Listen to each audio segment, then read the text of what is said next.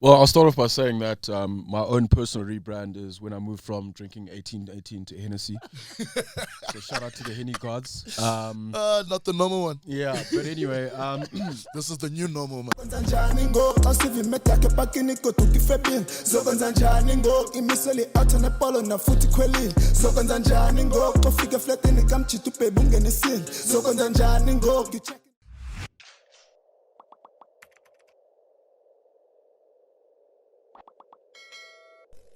Oh, yes, indeed. It's time for another installment of the Digital Dyans. Sanbonani, Dumelang, Avusheni, hello, Goeiemorgen, Da. It's good to be here, and I'm joined in a different place. It's a sort of different air. What do you think, Sia? I think it's fucking fantastic, to be honest. It's a bit of a change. A lot of a change. Shout out to Studios and Black Slim. We're back again in a different setting. Personally, I'm very excited. Digital Dyans doing the most as usual. I'm good. I'm happy to be back. Sanele? yeah, no, I think happy with the new environment. Obviously trying to make sure we keep up with the quality production and value that we like to add for our consumers and the people who are watching us. So yeah, very excited to be here. Yeah, and I wanted to say Kardashians, but we are creating our own streams and revenues, and that would not happen without you, our subscribers. Please do subscribe on YouTube. Also follow our pages as well on LinkedIn. Yes, we are professional to a certain extent. We want to merge these discussions, man. Check us out on Twitter and Facebook as well. We are also available on Spotify for the easy listeners. And our discussions, particularly today, will talk to that and the evolution of podcasts, which is something that is we're new to the game. And I just wanted to say thank you to a few people. Balin Dlovu, Pilasande Joy, Khanedi Tsatsi, Sia Douglas, Karabo Mokobedi, Julius Pies, Samantha Snokolo, and Tamsan. Shout out to you guys. Those are our newest subscriber, and some of them, of course, Sam is a long-time followers. Welcome to the family. We're excited to do this, and one of the things we're discussing is rebranding, the need and the purpose to rebrand. I think maybe we can talk to our I'm not going to cut you out of this. I think both of you have quite and shown some knowledge when it comes to the topic. When do you decide to rebrand, and what does it mean to rebrand?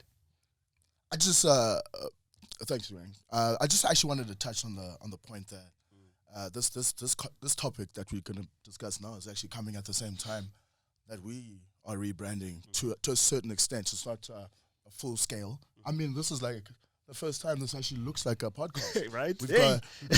We got individual mics, and I feel like part of something great, and I enjoyed that. So I believe, back to your question, is that by the time you as a brand or a person wants to rebrand, it is definitely off the back of something that wasn't working before, like your initial approach to messaging, comms, your look and feel maybe it was a little bit off, and it's just not as optimized as you would like it to be. And it has to be a very obviously a considered thought process. Like, you can't just wake up one day and say, fuck this shit, let's do something completely different. you know what we've been doing cars for a while, let's build houses. And but it has to be a very considered thought, and it doesn't come cheap at all to rebrand, because everything has to change, which means things retrospectively have to be edited, packaging has to change, updated, everything. So it has to be you have to be very sure. Yeah, so those types of rebranding specifically, Sanezos, talking about the brand and also the person. Can you just give us some distinguishments there with regards to, I think I mentioned a chat about a new marketing manager who wants to show immediate impact, and they may make the error or maybe see the opportunity to rebrand. And, there's partial rebranding and there's full branding as well. Maybe you can touch on those points. Well, I'll start off by saying that my own personal rebrand is when I moved from drinking 1818 to Hennessy.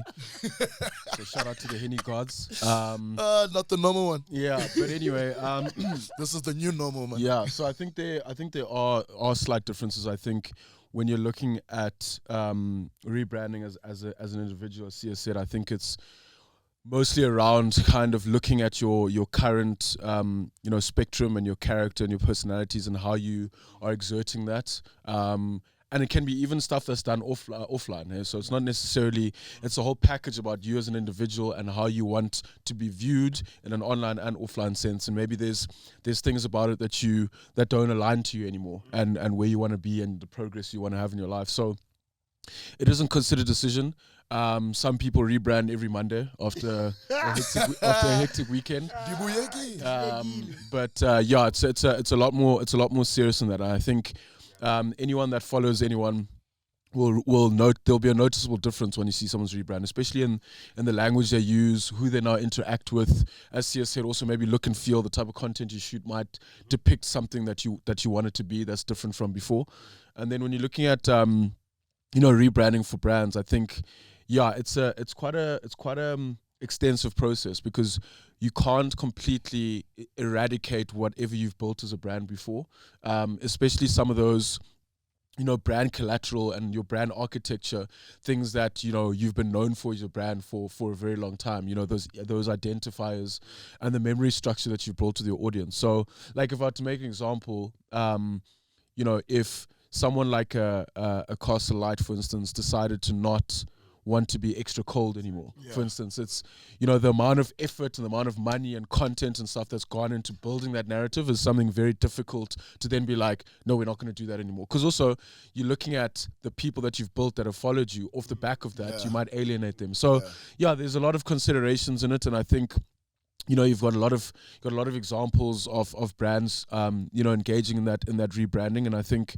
it's a balancing act between also looking at what's currently happening in the market and the trends and consumer insights, and seeing how that relates to where your brand is. So also making sure that you're on top of trends and you're moving and innovating, but also not alienating your existing structure. I think the best example locally in South Africa has been, once again, at the forefront, Chicken Lick, and everyone really appreciated the whole Night Rider.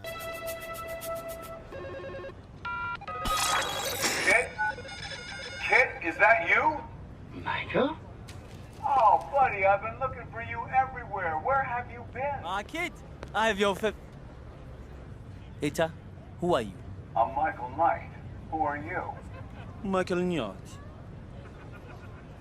Kit, and then... Ish. Sorry, Michael. Wrong number. Kit? Kit and the Night Rider. Yeah, that new TVC that they just... Hasselhoff jumping on as well. And I loved how they played with every single element to make it South African and make it relatable. And at the end, it left you with that play on nostalgia, which is what Sanele mentions. And I mean, and the thing is, like, first of all, shout out to Joe Public for that. Yeah, and then they got the budget. The is it really just about the budget, guys? I mean, you got Hasselhoff. Fair enough. Fair enough. But anyway, Sky Blue. Besides that, like, if you look at Chicken Lick themselves, like back in the day, they had those goodies, nice. Definitely. That packaging and that narrative that they were pushing. I still remember that small taxi shit. That taxi, literally. I remember. And I mean, they were talking about nostalgia back then. I just wanted to touch on, like, in terms of the come-uppance of rebranding that is happening now is also coming in full effect with the convergence in culture with cancel culture. So there's more of a need to change who you are, because, let's say, for some reason, whether you're a brand or a person, get cancelled. So now how is it that you're going to re-enter these spaces that you used to be in if you're going to be the same person that is cancelled? And obviously a lot of people have done that. I want to take that on, actually, because you know what, mitigation with regards to saying that now you're probably going to align your persona and who you are because you want to get the money. I understand that, but what I'm realizing is, especially with these platforms, we give them quite a lot of almost too much credit sometimes. Yeah. Because you'll find that the revenue doesn't come off the social media platform specifically. A lot of people are making money off the internet. Yeah. There's people who've been clamoring at the TV productions walls and at the studios and haven't been getting an ear and are now killing it because of the internet. Yeah. So what I'm saying is that there are various audiences, and we overestimate a lot of the power that we give to social media. So within that conversation, I think that we cannot limit the amount of opinions and thoughts to just one social media platform, because you can grow and evolve, and according to that, I think it's much more robust and dynamic. And if you met someone at a specific stage, great, and if you know their history and whatever resonates with you, and they're authentic about it, to say, listen, I used to be this kind of person, and this is what I'm trying to do now. If you want to be part of it, cool. If you don't, there are people who are willing to listen to that kind of I think authenticity. If you're genuine and you're authentic, and hey man, look at what Chup Chup did. Yeah, well, he did that on the road. I don't know. Okay. No, I just mean in terms of where he is now. Oh yes. Oh yeah, that's a rebrand in itself. Jumped out of I don't think the importance of social media is overestimated currently. And I mean, honestly, bro, which side are you on? I mean, we out here on the thing. No, you have to. The thing is, that's what I'm saying. I've been watching a lot of internet TV, and I've been watching podcasts, and I've been watching people using other platforms which aren't traditional, because to be honest, social media now has become the traditional way to make revenue. We've got people literally coming up from social media. So what I'm saying is that they have come back to say that these aren't the people who built me, so they cannot be the proponents of my success or destruction. And that's why the rebranding can't just live on a social. Definitely. It wouldn't translate. I mean, that's definitely. on that sense, then we're definitely on the same page. Yeah, talking about some rebrands that have been, I think, quite successful. I like the Old Spice. I think that would be partial to a certain extent. They didn't change their services or their product specifically, but they changed their tone, and you got the Old Spice dude now who's really more relatable than the grandfather package. Low-key iconic, actually, quite. as an ad guy. Quite. Yeah. I mean, on my side, like the rebrand of Taxify to Bolt was first of all a necessary change because of the alleged. It's important that you add that now. Cases against them, against their drivers, and how they treated women, abductions, and just general tomfoolery that was happening, and being broadcast on social media all the time, all the complaints. And they went to Bolt, and that's a change of name, which is actually quite hectic. But they still kept the green with a different change of a little bit of look and feel. And surprise, surprise, not much has really changed in terms of that stuff that was happening with Taxify. But I guess there might have been a little bit. But that's alleged, and I'm not entirely sure what is happening in the background. Yeah, and then it talks about that authenticity of what you were talking about, slapping a bit of paint over it and calling it all good, but inside it's still rotten. What effect does that have on the longevity of the product, service, and the brand? Would you say, Sanele? Well, firstly, before I answer that question, let me give my example.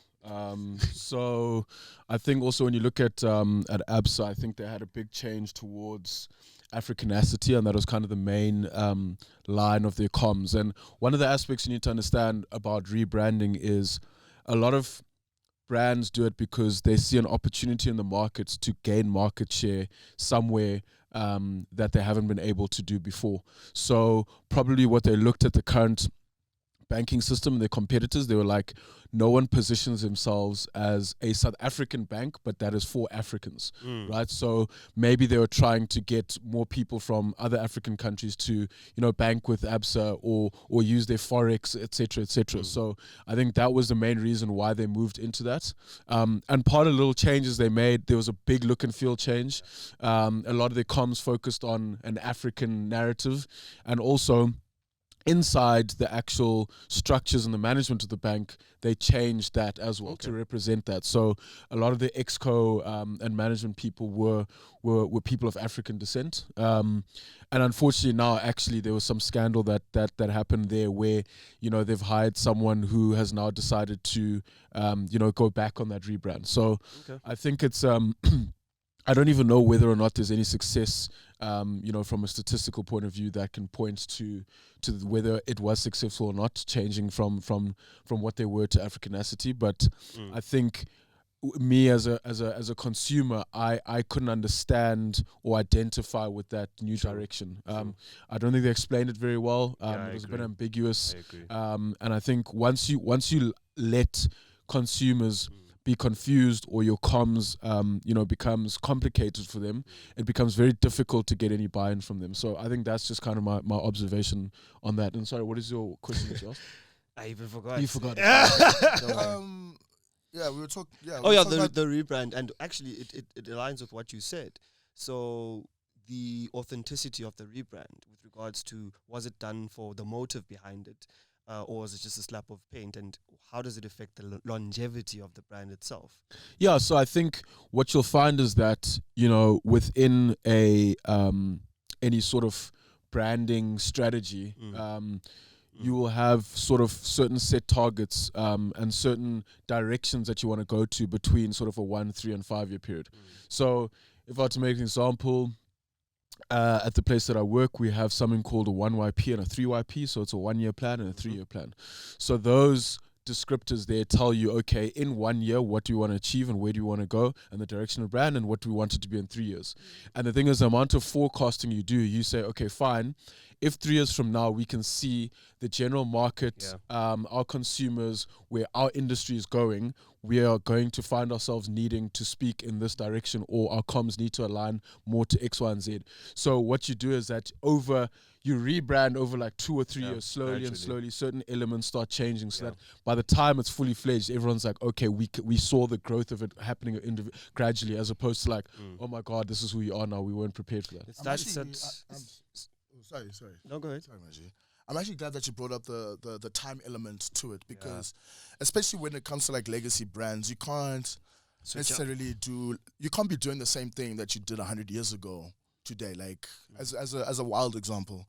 And like with that said, it's like you have to go with the changing times. A lot of things that I've noticed in terms of, especially when it comes to logo changes, is that things have become a lot more 2D. Before, there's like a lot of cursive, a lot of things that give depth of field, but now it's all about being flat now. I've seen a lot of minimalism. Clean.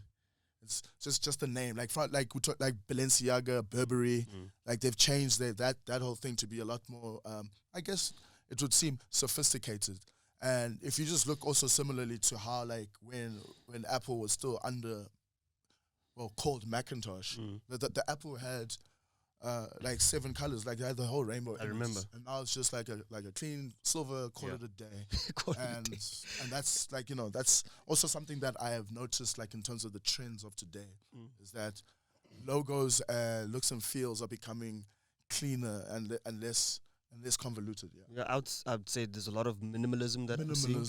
And I'm also seeing, it's brilliant because I saw Pepsi and Burger King. So I saw that. You see it? When they isolate the logo in the packaging.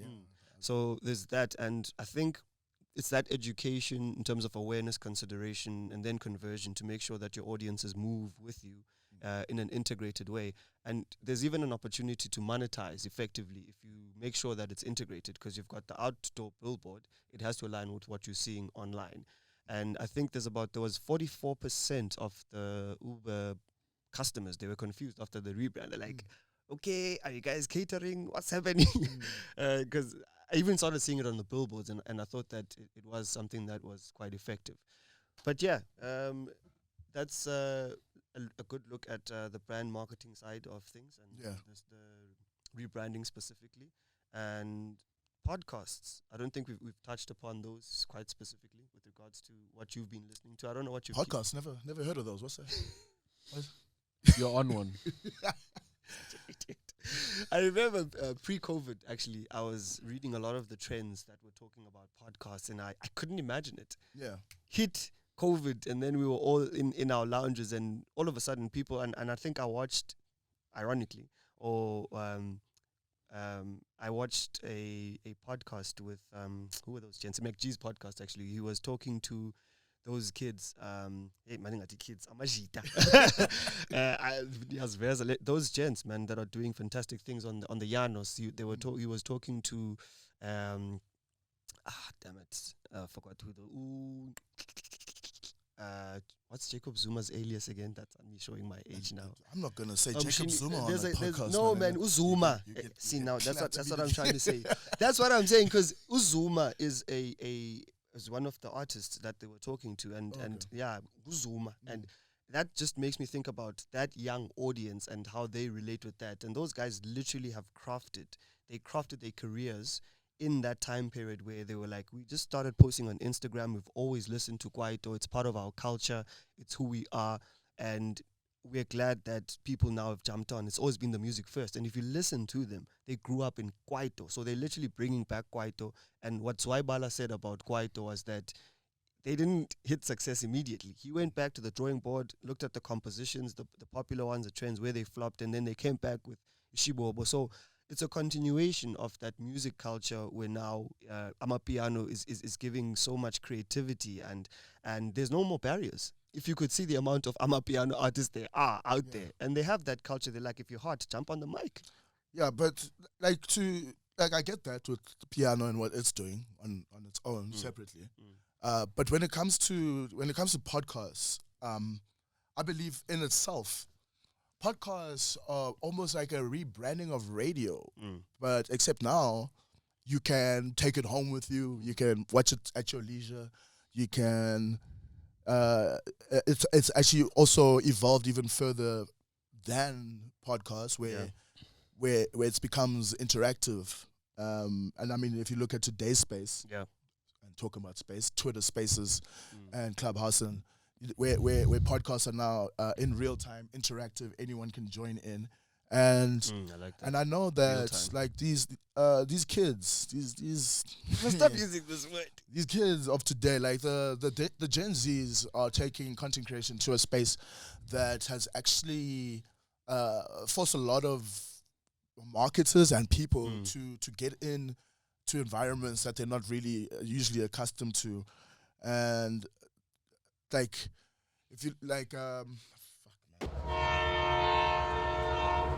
So yeah, I think also if you look at the kind of future of podcasts and podcasting, I think it's seen exponential growth, especially during the time of COVID. I think it's one of those obvious ones where, you know, the way that, you know, people had to spend a lot of time indoors and at home, they had to find things, outlets or ways to consume content.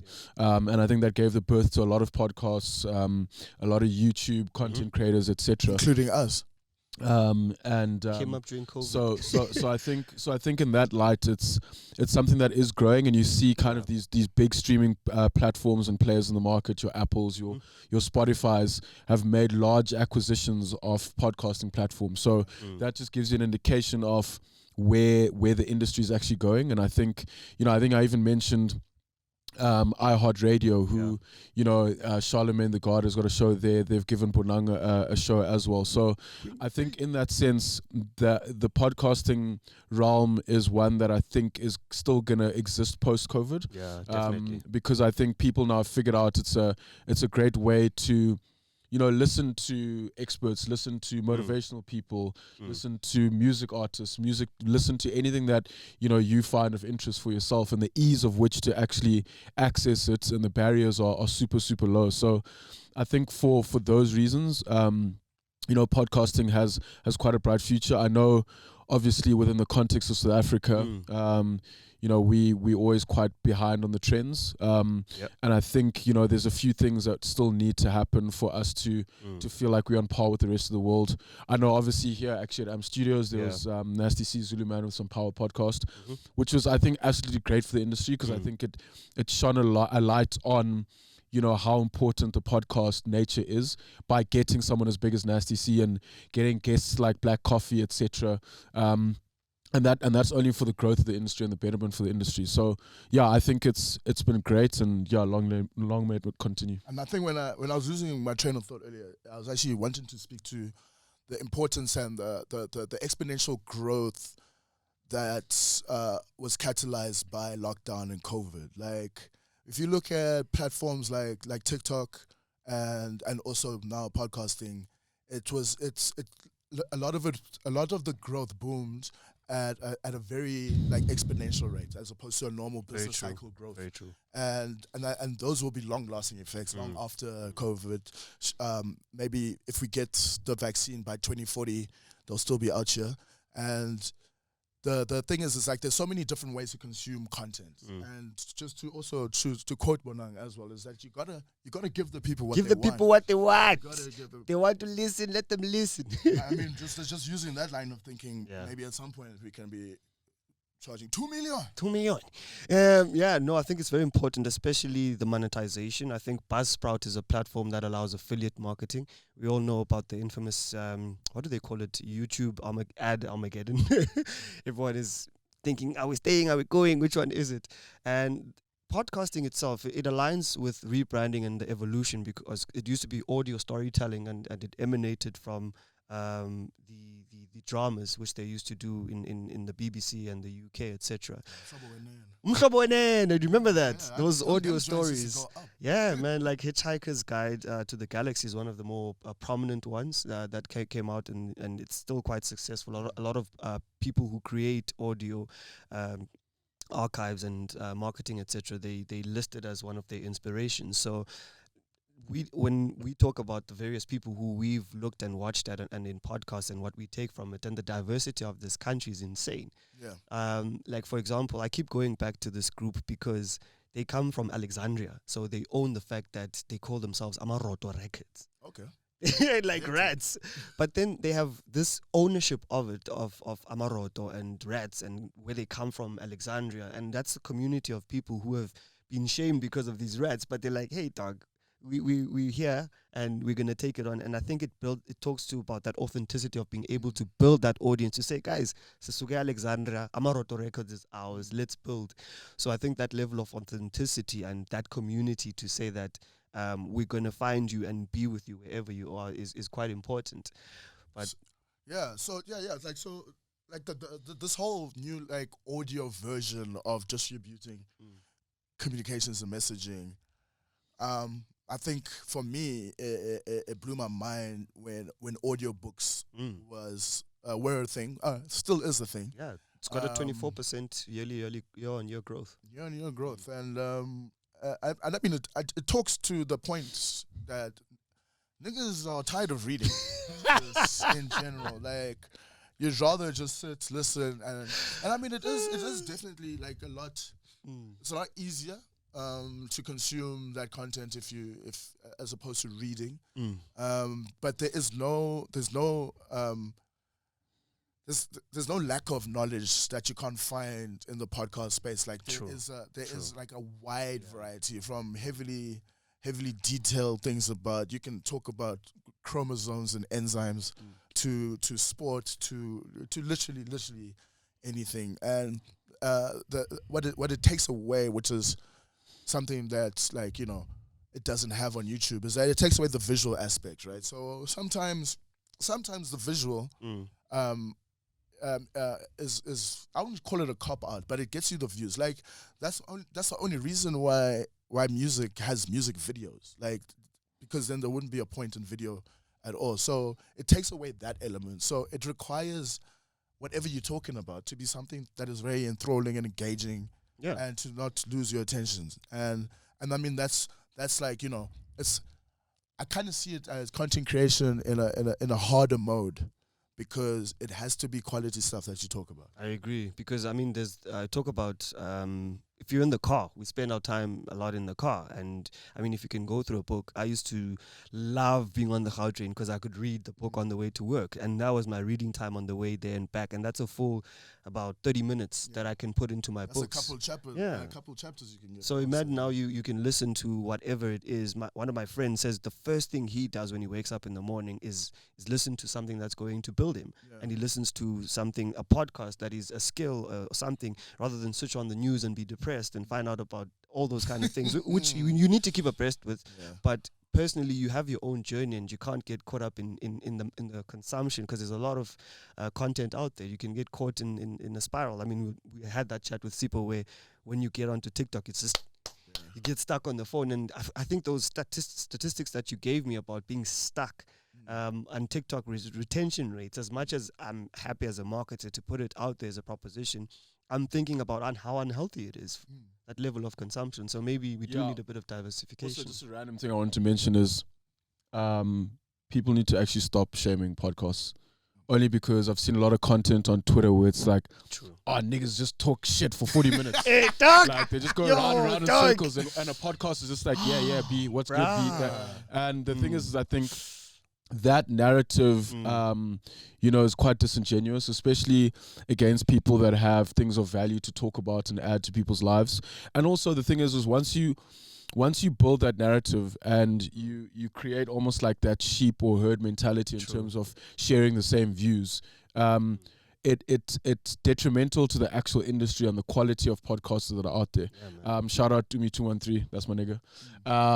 So I think those type of narratives are ones that, you know, I would you know, I'm not particularly happy about, because I think what it does is then it's easy for people to switch off and then that be their excuse or their barrier and be like, and also by nature, South Africans are risk averse. So even trying to get them into the trend of listening to podcasts is difficult enough on its own, as opposed to people that are trying to like shame, you know, quality podcasters. But I'm not going to lie, if your shit doesn't bang, it doesn't bang. But like at the end of the day, you know, we're out here trying to add some real value to people's lives. And on that note, and I mean, thank you, Sanele, for even mentioning that, is that there are many different avenues that humans can take to take up their time. And some of them are unhealthy, and some of them are healthy, depending on whatever social construct that you assign yourself to. But it is also like important that we understand that this is something that people do because they enjoy it, like because we like it and we feel the need to disseminate some information about things that we want other people to know about. And yeah, it does tarnish the whole reason of why podcasts happen. I don't know in terms of how many people are actually listening to podcasts when they do say negative stuff about it. But yeah, the thing is, like, I'm not entirely too concerned with that. Because eventually you, as South Africans being behind the trends a lot of the time, they will catch up, and it will be an inconsequential discussion. Definitely. No, I think the most difficult thing that a lot of people are experiencing is being a pioneer is difficult. There's nothing easy about charting and chopping and teaching and getting to that stage. And there have been people who've been in the game for quite a long time, and now they're getting their roses. So I think for me, it's just so diverse, and there's so much potential that it cannot be decided by that much negativity. I've been inspired by watching so many podcasts and looking, and it talked to what you said, Sanele, in the beginning of the show, investing and making sure that when we come here, we give you a clear picture, we give you a clear understanding, we have some structure, we have some topics that are relevant to what you want to see. So with that being said, I think it's a two-way conversation that can grow exponentially. So if you limit it with that level of negativity, you need to ask yourself, what exactly are you bringing to the game? What is your purpose to say? What do you build into any discussion except to be like, yeah, because you know what? Let me just put a soft one in there. I got a hold of one where someone was like, hey, you know, niggas are opening up podcasts instead of actually going to therapy. And the truth of the matter is, it's cathartic. Yeah. This experience for us, being able to interrogate these norms, these social structures, and being wrong, you know, and being accepting to be corrected, is part of building a better discussion, be it somewhere where you heard about the podcast and that made you think about your initial perception about things. And I've learned so much from just watching people on podcasts, the general opinion on Twitter, and then going to that actual podcast and listening. I've been a proponent. I've been pulled out by one of my friends, like, Doug, watch the damn thing. Watch it and then make an informed opinion. Yeah, I think that's quite a good note to end on. Starting this current podcast that you have now was cathartic in the sense that it actually helped me push through 2020 in a way that I could at least resemble something of a human being. I mean, it also helped keep up our friendships and brotherhood, and I think that was important in itself. And yeah, that's another episode. I hope you got the max of it. Don't forget to subscribe on YouTube. Please follow us on Facebook, on Twitter, on LinkedIn as well. Also check out our audio on Spotify and also iTunes. iTunes. I always forget about iTunes. That's it from us. Shout out. Esa é solo, que esa é solo. Vamos acabar uma sala, já nem demais.